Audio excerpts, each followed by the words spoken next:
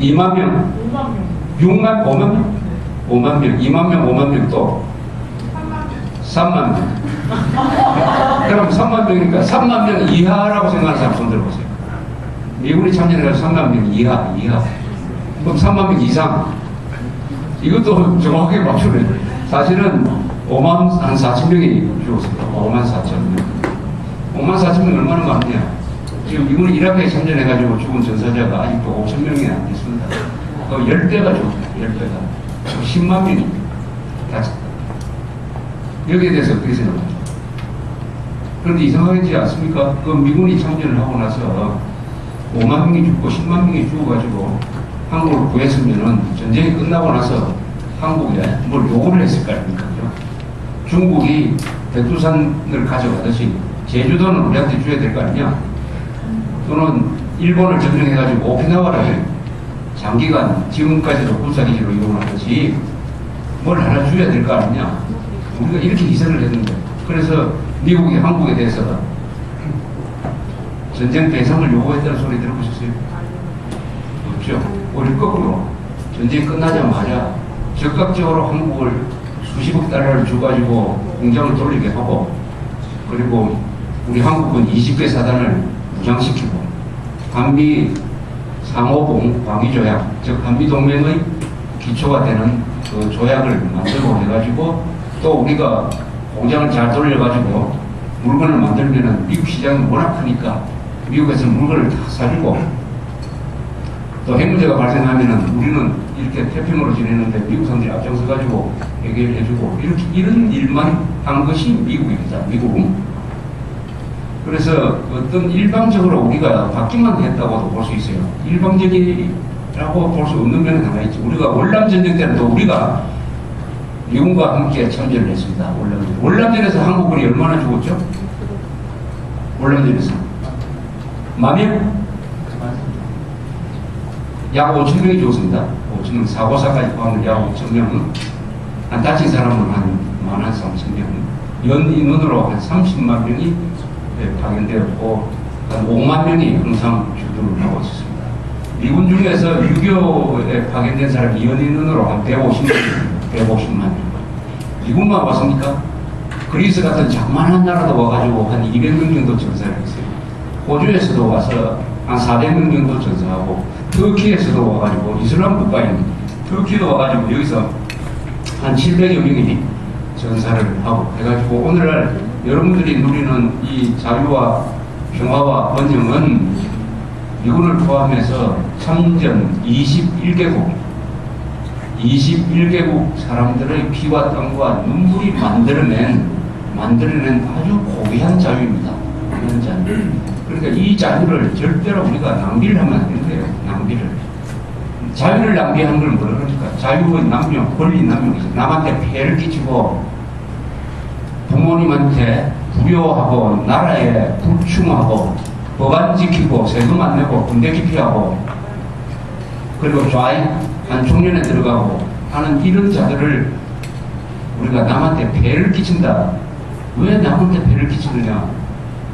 남한테 폐해를 끼치도록 그렇게 잘 살고 잘 먹게 해준 사람이 우리의 선배 세대, 이승만, 박정희 같은 위대한 지도자, 미국 사람, 그리고 그리스, 터키, 노르웨이, 벨기에, 룩셈부르크, 프랑스, 영국 같은 이런 군인들이 여기 와서 그 추운 겨울에 싸워서 지켜낸 그 자유를 그런 식으로 낭비를 하면 되겠느냐 하는 생각을 한번 해봤습니다.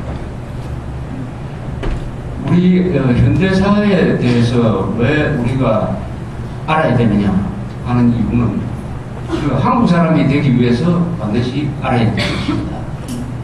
한국인이 일본인하고 뭐가 다릅니까? 한국인이 일본인과 다른 게 뭐죠?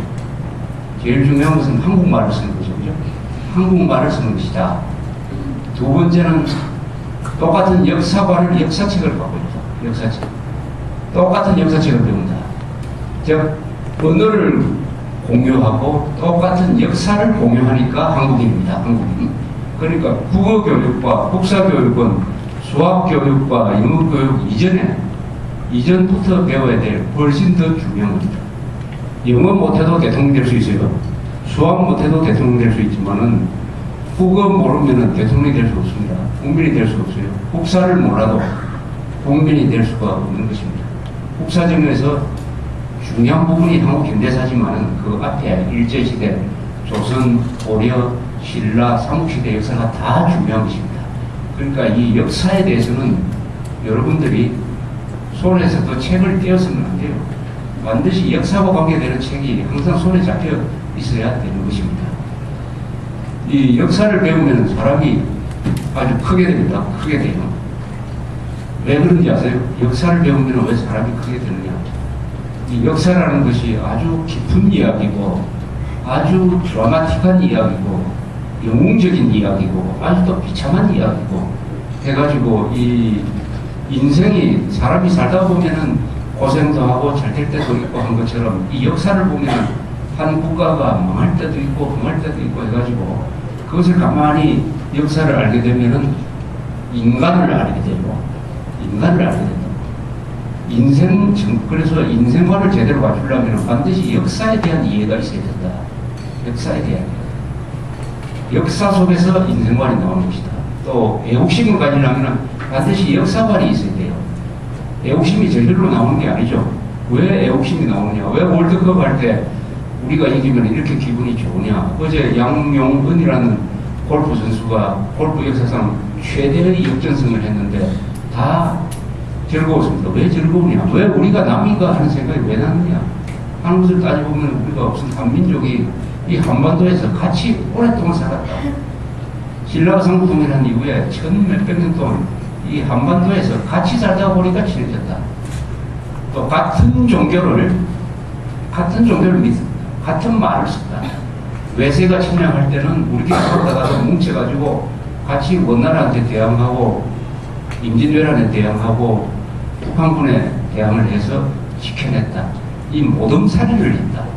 그것이 바로 역사예요. 역사. 그래서 이 역사를 이해하게 되면 어떤 생각이 드느냐? 이 대한민국이라는 나라에 대해서 애착을 생기는 거죠. 애착. 잘했기 때문에만 애착이 생기는 것이 아니고 오히려 어떤 면에서는 실패했기 때문에 또 그 실패를 극복하고 이런 나라를 만들었기 때문에 이 대한민국에 대한 더욱더 진한 애착이 생기는 겁니다. 그래서 역사라는 것은 실패와 성공이 다 같이 있는데 더러운 역사는 없다 이렇게 이야기를 합니다. 아무리 실패한 역사라도 역사는 아름다운 거예요. 그래서 그런 역사를 알게 되면 오늘날의 이 대한민국 우리의 삶이 저절로 하늘에서 떨어진 것이 아니고 누가 한글 만들듯이 딱 만들어 놓은 것도 아니고 우리의 선배들이 약 2000년 동안 여기서 살면서 만들어낸 숨결이 묻어있는 아주 고귀한 전통이다. 바로 그 전통에서 문화가 생기고 한국인이라는 의식이 생기고 한국인의 장점과 단점이 생겼다. 그래서 국가를 소중하게 여기게 됩니다. 전통을 소중하게 여기게 돼요. 여기서 좌익과 분명하게 갈라졌다. 좌익들은 어떤 존재냐 하면 전통을 외면하고 경멸하고 깨부수는 사람들입니다. 보수 세력은 전통을 소중하게 여기는 사람, 좌익들은 전통을 깨는 사람이에요. 우선 탈북자들을 만나서 물어보면은 대화가 역사를 가지고 탈북자들하고 만나서 이야기하면 잘 의미가 안 통할 거예요. 김연희하고 만나서 물어보니까 우선 한글을 세종대왕이 만들었다는 것을 몰랐어요. 그 똑똑한 김연희가 한글을 세종대왕이 만들었다는 것을 몰랐어요. 뭘 만나느냐? 거기에는 김일성, 김정일의 역사는 또 많이 밝아요. 언제 어디를 방문하고 하는 이런 김정일의 개인 역사에 대해서는 박시간데 민족의 역사에 대해서는 완전히 제로예요. 즉 민족의 역사를 파괴하고 그 자리에 김일성, 김정일의 역사를 집어넣은 것이 북한입니다. 그러다 보니까 내국의 역사에 대해서도 무식입니다. 김현희가 베토벤이라는 걸 처음에는 빵 이름으로 알았다고요. 이 위대한 천재 베토벤 때문에 얼마나 많은 사람들이 위안을 받습니다. 그러나 베토벤을 빵집으로 알았다니까.